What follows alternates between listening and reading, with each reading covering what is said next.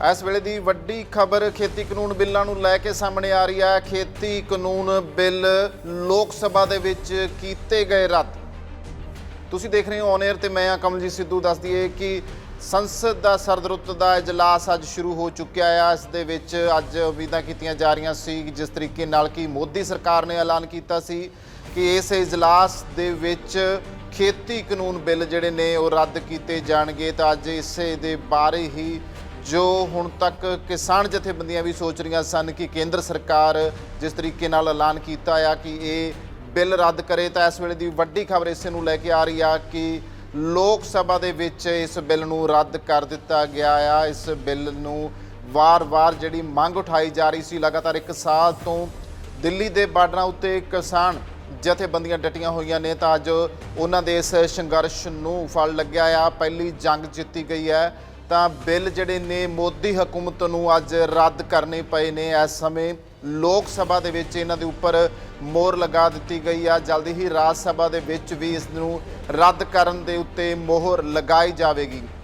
किसान जथेबंदियां समेत विरोधी पार्टियां की अगर गल कर ली जाए तो उन्होंने वल्लों भी मंग उठाई जा रही सी कि बिल जिहड़े आ जरूर रद्द होने चाहिए। भगवंत मान आप पार्टी अगर उन्होंने गल कर ली जाए तो अज इजलास शुरू होने तो पहला उन्होंने भी बाहर मंग उठाई सी कि किसानों के उत्ते जिहड़े परचे दर्ज किए आ रद्द होने चाहिए। MSP बारे भी कानून बनाउण दी मंग की गई है और सब तो वड्डी गल की गई है कि जो खेती कानून बनाए गए ने उन्होंने रद्द होना चाहिए। इस तो इलावा सुखबीर बादल श्रोमणी अकाली दल की अगर गल की जाए तो उन्होंने भी अज लाइव होकर ये गल कही सी कि किसानों के उत्ते दर्ज परचे रद्द किए जान, खेती कानून रद्द होने चाहिए।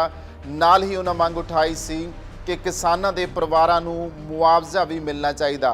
संयुक्त किसान मोर्चे की अगर गल कर ली जाए तो 32 किसान जथेबंदियां वल्लों इस दे उपर निगाहां टिकियां हुई सन कि आखिर कदों खेती कानून रद्द किए जाते हैं। पर अज इस वेले की वड्डी खबर यही है कि खेती कानून जिहड़े ने वो रद्द कर दिते हैं। तो इस वेले साडे सीनियर एडिटर सिमरनजोत मक्कड़ साडे नाल ने, उन्हां नाल गलबात करते हैं कि आखिर खेती कानून जिहड़े ने वो रद्द किए गए ने, उन्हां दा की कहना है।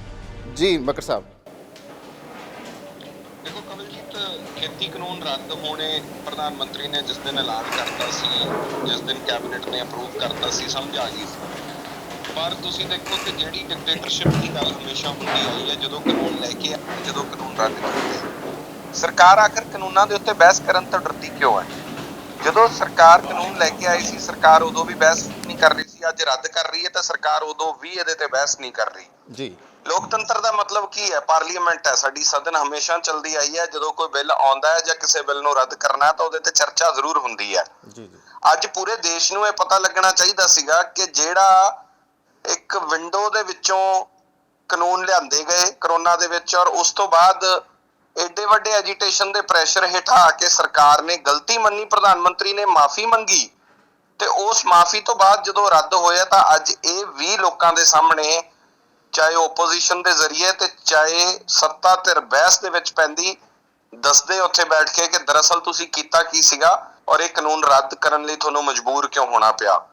याद करो दिन जदों प्रधानमंत्री ने सैशन सीगा ते संसद दे विच, एडी पवित्र संसद दे विच इन्ना ही किसानां नूं अंदोलन जीवी किहा सी, इन्ना ही किसानां दे खिलाफ इहो जी शब्दावली वरती सी ते पूरी दुनिया ने क्या सी परजीवी शब्द वरत्या कि पैरासाइट्स ने ये। बिल्कुल। और अज जो प्रधानमंत्री माफी मंग के बिल वापस लै रहे हैं तो की अज उत्थे इस गल की चर्चा होनी लाजमी नहीं सी कि तुसी 1 साल तक गुमराह करते रहे और संसद दे विच आके तक तुसी पैरासाइट ते अंदोलन जीवी जिन्हां नूं दस्सिया सी, फिर तुसी जो कानून वापस लए तो उस दिन तुहानूं याद नहीं आया कि अंदोलन जीवी ते ये पैरासाइट्स मैं कह के गलती की सी? उस गल दी भी प्रधानमंत्री नूं अज संसद दे विच माफी मंगनी चाहिदी सीगी कि मैं इन्हां पवित्र किसानां जिन्हां दीयां 700 तो वध शहादतां होईयां, जिहड़े किसानां ने आपदियां जिंदगियां दाअ ते लाईयां, जिहड़े किसान अज जो पहला दिन सी 29 नवंबर 2020 ਦਾ ਉਹ ਦਿਨ ਸੀ ਜਦੋਂ ਦਿੱਲੀ ਪਹੁੰਚੇ ਨੂੰ 3 ਦਿਨ ਹੋਏ ਸੀ ਤੇ ਇੱਕ ਕਾਰ ਮਕੈਨਿਕ ਧਨੌਲੇ ਦਾ ਜਿਹੜਾ ਆਪਦੀ ਕਾਰ ਨਾਲ ਲੈ ਕੇ ਗਿਆ ਸੀ, ਜਿਹਨੇ ਉੱਥੇ ਸੇਵਾ ਨਿਭਾਈ ਸੀ ਕਿ ਜੇ ਕਿਸੇ ਦੀ ਟਰਾਲੀ ਟਰੈਕਟਰ ਖਰਾਬ ਹੁੰਦਾ ਤਾਂ ਮੈਂ ਮੁਫਤ ਚ ਉਹਨੂੰ ਠੀਕ ਕਰੂੰਗਾ ਜੀ। ਤੇ ਉਹ ਆਪਣੀ ਕਾਰ ਦੇ ਵਿੱਚ ਬੈਠਾ ਸੀਗਾ ਤੇ ਸ਼ਾਰਟ ਸਰਕਟ ਹੋਣ ਨਾਲ ਕਾਰ ਨੂੰ ਅੱਗ ਲੱਗ ਗਈ ਤੇ ਉੱਥੇ ਸ਼ਹਾਦਤ ਜਿਹੜੀ ਪਹਿਲੀ ਦਿੱਲੀ ਜਾ ਕੇ ਸ਼ਹਾਦਤ ਅੱਜ ਦੇ ਦਿਨ ਹੁੰਦੀ ਹੈ ਤੇ ਅੱਜ ਉਹੀ ਦਿਨ ਹੈ ਜਦੋਂ ਬਿੱਲ ਰੱਦ ਵੀ ਹੋਏ ਆ ਜੀ। ਤੇ ਕੀ ਪ੍ਰਧਾਨ ਮੰਤਰੀ ਨੂੰ ਉਹ ਸਭ ਯਾਦ ਨਹੀਂ ਸੀਗਾ ਕਿ ਉਹ ਸ਼ਹਾਦਤਾਂ ਜਿਹੜੀਆਂ ਉਹ ਇਸ ਤਰ੍ਹਾਂ ਜਾਨਾਂ ਗਈਆਂ। ਸੋ ਇਹਦੇ ਤੇ ਚਰਚਾ ਬੜੀ ਲਾਜ਼ਮੀ ਸੀਗੀ। ਇਹ ਸਾਰੀਆਂ ਗੱਲਾਂ ਇੱਕ ਕੰਸਟਰਕਟਿਵ ਚਰਚਾ ਹੁੰਦੀ ਕਿ ਦਰਅਸਲ MSP ਕਿਉਂ ਮੰਗ ਰਿਹਾ ਕਿਸਾਨ, ਦਰਅਸਲ ਕਿਸਾਨ ਨੇ ਇਹ ਕਾਨੂੰਨ ਕਾਲੇ ਕਹੇ ਸੀ ਤਾਂ ਕਿਉਂ ਕਹੇ ਸੀਗੇ। ਜਿਹੜੀ ਹੋਰਡਿੰਗ ਦਾ ਕਾਨੂੰਨ ਲੈ ਕੇ ਆਈ ਸੀ ਸਰਕਾਰ ਜੀ, ਅਸੈਂਸ਼ੀਅਲ ਕਮੋਡਿਟੀਜ਼ ਐਕਟ ਦੇ ਵਿੱਚ ਜਿਹੜੀ ਸੋਧ ਹੁੰਦੀ ਹੈ ਉਹਦਾ ਕਿਸਾਨ ਨੂੰ ਕੀ ਨੁਕਸਾਨ ਸੀਗਾ। ਤੇ ਅੱਗੇ ਇਹ ਵੀ ਚਰਚਾ ਹੁੰਦੀ ਕਿ ਰੱਦ ਕਰਤੇ ਪਰ ਜਿਹੜਾ ਸਟਰਕਚਰਲ ਚੇਂਜ ਹੈ ਉਹ ਤਾਂ ਕੋਈ ਨਹੀਂ ਆਈ, ਤਾਂ ਕਿਸਾਨ ਦੀ ਜ਼ਿੰਦਗੀ ਬਿਹਤਰ ਕਰਨ ਵਾਸਤੇ ਕੀ ਕਰਨਾ ਤਾਂ ਉਹ ਕਿਸਾਨ ਤੋਂ ਇਹ ਪੁੱਛਿਆ ਜਾਵੇ ਜੀ ਵੀ ਅਸੀਂ ਵਿਲਿੰਗ ਆ ਤੁਹਾਡੀਆਂ ਜ਼ਿੰਦਗੀਆਂ ਬਿਹਤਰ ਕਰਨ ਵਾਸਤੇ, ਦੱਸੋ ਤੁਹਾਨੂੰ ਕੀ ਚਾਹੀਦਾ ਹੈ।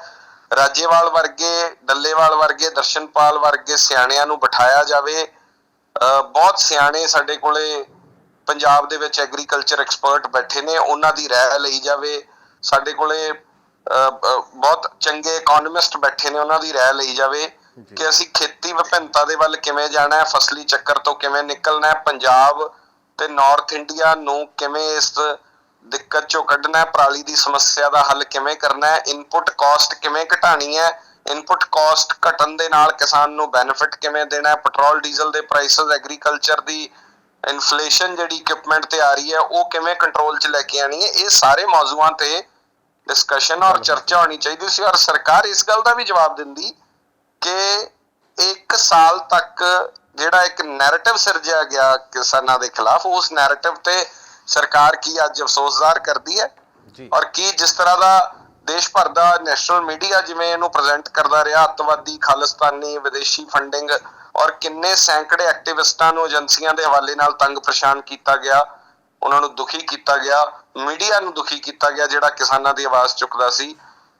ਕਿ ਅੱਜ ਉਹਨਾਂ ਦੀ ਚਰਚਾ ਹੋਣੀ ਲਾਜ਼ਮੀ ਨਹੀਂ ਸੀ। ਸੋ ਇਹ ਬੜੀ ਅਫਸੋਸ ਦੀ ਗੱਲ ਹੈ ਕਿ ਸਰਕਾਰ ਹਰ ਗੱਲ ਦੇ ਵਿੱਚ ਜਿਸ ਤਰ੍ਹਾਂ ਦਾ ਬਿਹੇਵੀਅਰ ਹੈ ਸਰਕਾਰ ਦਾ, ਉਹ ਭਾਵੇਂ ਬਿੱਲ ਲਿਆਉਣ ਵੇਲੇ ਹੋਵੇ ਕਵਲਜੀਤ ਜੀ ਤੇ ਭਾਵੇਂ ਹੁਣ ਹੋਵੇ ਰੱਦ ਕਰਨ ਵੇਲੇ, ਇਹ ਲੋਕਤੰਤਰ ਨਹੀਂ ਹੈ। ਅੱਜ ਇਸ ਦੇ ਉੱਤੇ ਚਰਚਾ ਹੋਣੀ ਚਾਹੀਦੀ ਸੀ।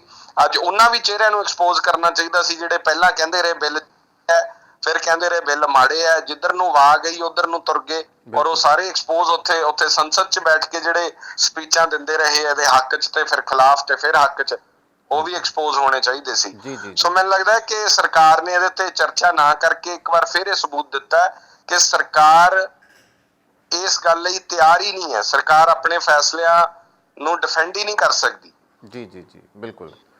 ਸੋ ਬਹੁਤ ਸ਼ੁਕਰੀਆ ਜੀ। ਇਹ ਸਿਮਰਨਜੋਤ ਸਾਡੇ ਨਾਲ ਸਨ ਅੱਜ ਦੇ ਇਸ ਮੁੱਦੇ ਤੇ, ਜੋ ਕਿ ਕਿਸਾਨਾਂ ਦੀ ਅਗਰ ਗੱਲ ਕਰ ਲਈ ਜਾਵੇ ਤਾਂ ਇਸ ਦੇ ਉੱਪਰ ਜੋ ਚਰਚਾ ਹੋਣੀ ਚਾਹੀਦੀ, ਸਰਕਾਰ ਉਸ ਮਾਮਲੇ ਤੋਂ ਹਾਲੇ ਤੱਕ ਚੁੱਪ ਹੈ। ਸਭ ਤੋਂ ਵੱਡੀ ਗੱਲ ਆ ਕਿ ਜਿਸ ਤਰੀਕੇ ਨਾਲ ਭਗਵੰਤ ਮਾਨ ਨੇ ਜਾਣ ਤੋਂ ਪਹਿਲਾਂ ਇਹ ਮੰਗ ਉਠਾਈ ਸੀ ਕਿ ਜਿਹੜੇ 700 ਕਿਸਾਨ ਸ਼ਹੀਦ ਹੋਏ ਨੇ ਉਹਨਾਂ ਨੂੰ ਜੋ ਆ ਉੱਥੇ ਸ਼ਰਧਾਂਜਲੀ ਦੇਣੀ ਚਾਹੀਦੀ ਹੈ, ਜਦੋਂ ਕਿ ਅਜਿਹਾ ਨਹੀਂ ਹੋਇਆ। ਲੋਕ ਸਭਾ ਦੀ ਕਾਰਵਾਈ ਅੱਜ ਜਿਵੇਂ ਹੀ ਸ਼ੁਰੂ ਹੋਈ ਹੈ ਉਸ ਦੇ ਵਿੱਚ ਜਿਹੜੇ ਸਾਂਸਦ ਨਵੇਂ ਚੁਣੇ ਗਏ ਸਨ ਪਹਿਲਾਂ ਉਹਨਾਂ ਨੂੰ ਸਹੁੰ ਚੁਕਾਈ ਗਈ ਹੈ। ਉਸ ਤੋਂ ਬਾਅਦ ਜੋ ਰਾਜਨੀਤੀ ਨਾਲ ਜੁੜੇ ਲੋਕ ਸੀਗੇ ਉਹਨਾਂ ਨੂੰ ਸ਼ਰਧਾਂਜਲੀ ਦਿੱਤੀ ਗਈ ਆ, ਪਰ ਕਿਸਾਨਾਂ ਨੂੰ ਜਿਹੜੇ ਸ਼ਹੀਦ ਹੋਏ ਨੇ ਉਹਨਾਂ ਨੂੰ ਕੋਈ ਸ਼ਰਧਾਂਜਲੀ ਨਹੀਂ ਦਿੱਤੀ ਗਈ।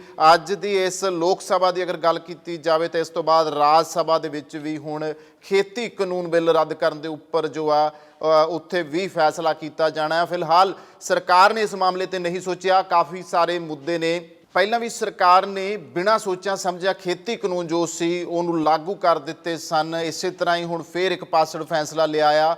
ਆਖਰ ਕਾਫੀ ਸਾਰੇ ਮਾਮਲੇ ਅਜਿਹੇ ਨੇ ਜਿਨ੍ਹਾਂ ਮਾਮਲਿਆਂ ਦੇ ਉੱਤੇ ਕਾਰਵਾਈ ਕਰਨੀ ਬਣਦੀ ਹੈ। ਇਸ ਦੇ ਬਾਰੇ ਵਿਚਾਰ ਵਟਾਂਦਰਾ ਕੀਤਾ ਜਾਣਾ ਚਾਹੀਦਾ। ਸੰਯੁਕਤ ਕਿਸਾਨ ਮੋਰਚੇ ਵੱਲੋਂ ਵਿਚਾਰ ਵਟਾਂਦਰਾ ਕੀਤਾ ਜਾਣਾ ਚਾਹੀਦਾ। ਫਿਲਹਾਲ ਇੱਕ ਵਾਰ ਮੈਂ ਫਿਰ ਦੱਸ ਦਿਆਂ ਕਿ ਇਸ ਵੇਲੇ ਲੋਕ ਸਭਾ ਦੇ ਵਿੱਚ ਹੰਗਾਮੇ ਦੇ ਬਾਵਜੂਦ, ਹਾਲਾਂਕਿ ਵਿਰੋਧੀ ਧਿਰਾਂ ਵੱਲੋਂ ਹੰਗਾਮਾ ਕੀਤਾ ਜਾ ਰਿਹਾ ਸੀਗਾ, ਭਾਰੀ ਹੰਗਾਮੇ ਦੇ ਬਾਵਜੂਦ ਵੀ ਜਿਹੜੇ ਨੇ ਖੇਤੀ ਕਾਨੂੰਨ ਰੱਦ ਕਰ ਦਿੱਤੇ ਗਏ ਨੇ। ਇਸ ਤੋਂ ਬਾਅਦ ਰਾਜ ਸਭਾ ਦੇ ਵਿੱਚ ਵੀ ਰੱਦ ਹੋਣ ਤੇ ਮੋਹਰ ਲੱਗੇਗੀ। ਇਸ ਤੋਂ ਬਾਅਦ ਸੰਸਦ ਦੀ ਕਾਰਵਾਈ ਕਿਵੇਂ ਚੱਲ ਰਹੀ ਹੈ, ਕੀ ਹੋਵੇਗਾ, ਜਾਂ ਫਿਰ ਸੰਯੁਕਤ ਕਿਸਾਨ ਮੋਰਚੇ ਦਾ ਕੀ ਪ੍ਰਤੀਕਰਮ ਇਸ ਮਾਮਲੇ ਬਾਰੇ ਆਉਂਦਾ ਹੈ, ਇਸ ਦੀ ਅਪਡੇਟ ਲਈ ਨਾਲ ਤੁਹਾਨੂੰ ਅਸੀਂ ਦੱਸਦੇ ਰਹਾਂਗੇ। ਜੁੜੇ ਰਹੋ ਔਨ 에ਅਰ ਦੇ ਨਾਲ।